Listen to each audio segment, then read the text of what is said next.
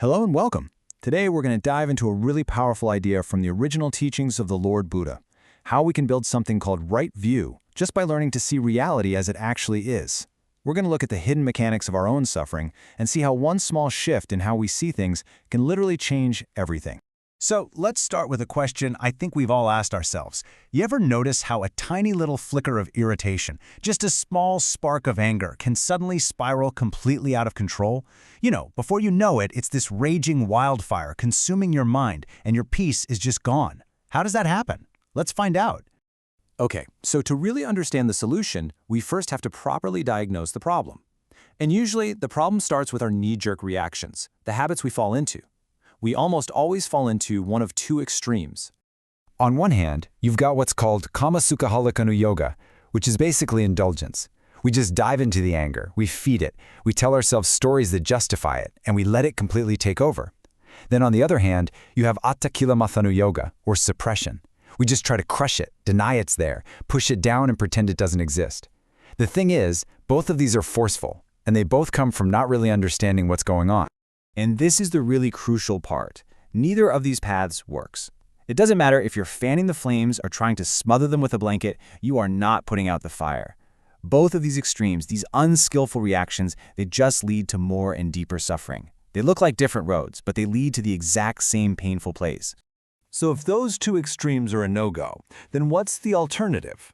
Well, this brings us right to the heart of the original teaching of the Lord Buddha, the middle way. But it's probably not what you think it is.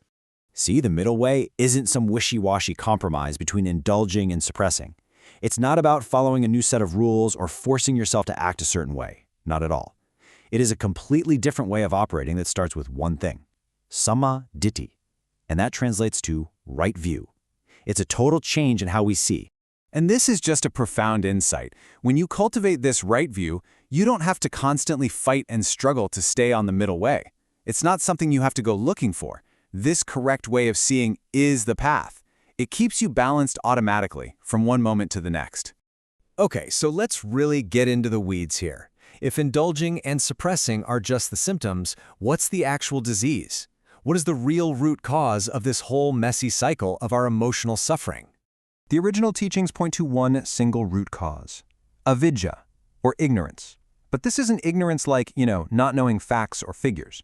It's a much deeper, more fundamental misunderstanding of how reality works, how our own minds work. This one thing, this ignorance, is the very first domino that falls, leading to the entire mass of suffering we go through in life. So how does this ignorance actually create suffering? Well, for that, we can look at a very precise blueprint, a mechanism called paticca samuppada. You can think of it as dependent origination. It shows us, step by step, how one thing causes the next, which causes the next, creating this chain reaction that becomes our suffering. All right, let's make this super practical. We're going to trace how a simple emotion, like anger, gets forged into a heavy chain of suffering just by following this blueprint. And it's a fascinating and honestly an incredibly revealing process. I want you to imagine it like this. Something happens, and without the wisdom of right view, without seeing clearly, this one event sets off a cascade, a whole chain reaction inside of us. Each link in the chain forges the next one, making the suffering stronger and stronger and stronger. It all starts right here. A spark, an unpleasant feeling just arises. Right here, in the heart-mind, in the center of the chest. It could be irritation, a flicker of annoyance, just a little bit of anger. Now, if we're operating from ignorance, from avidya, we don't truly know it for what it is. We don't see it clearly. And because we don't, the chain reaction kicks off. So because we didn't see that initial spark for what it was, the mind immediately jumps in and reacts. This is the second link, and it's called sankhara. This is where the mind starts to compound the feeling. It starts building stories around it, adding judgments, and it turns that little harmless spark into a much more solid feeling of anger. And there it is, the first heavy link of the chain is forged. What happens next? Well, our vijnana, our consciousness, it just latches on to this new solid thing we've created. Our awareness fixates on it, and we start pouring all our energy and attention into it. It's no longer just a passing sensation. It has become the main event in our mind. And from here, man, the process just snowballs.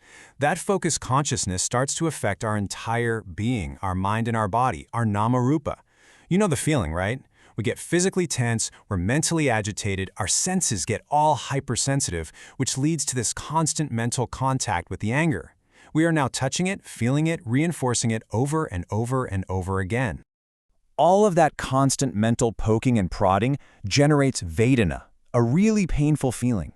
And you gotta notice, this feeling is now so much stronger and more painful than that tiny little spark of irritation where we started. We have literally manufactured a huge suffering for ourselves through this internal process. And here is the great irony in all of this. This intense pain gives rise to tanha, or craving. We desperately, desperately want this awful feeling to just go away. I want to get rid of this anger. But that very wanting, that aversion, it only tightens the knot. It just adds more fuel to the fire. That craving then hardens into clinging, or upadana, and finally, it leads to bhava, a state of becoming. And this is the final tragic step. At this point, we are no longer just feeling anger, we have become an angry person. Our entire existence is now defined by this suffering that started with one single unseen spark. We are completely trapped in a chain that we built ourselves. So that's a pretty grim diagnosis of how suffering gets made, right? But the really good news is that the blueprint that shows us the trap also shows us exactly where to break the chain. So let's look at the antidote and see how this builds a real path to freedom. Just look at this comparison. It's night and day. On the left, with ignorance, with avidya, you see that entire heavy, oppressive chain we just walked through. But now look at the right. With wisdom, with vidya, which is really just another word for right view, look what happens. The chain never even starts. It is cut off right at the source. And this is the entire practice, right here in a nutshell.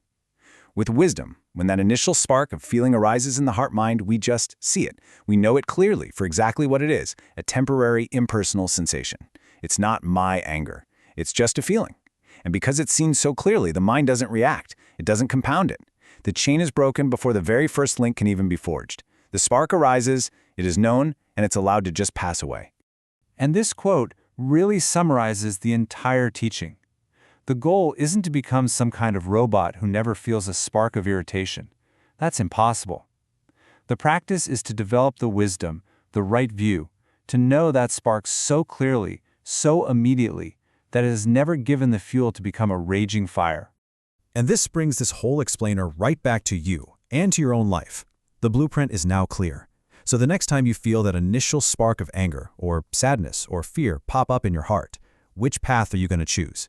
Will you unconsciously start forging the links of that heavy chain, or will you use the light of wisdom to simply know the spark and allow it to pass? The choice is yours in every single moment.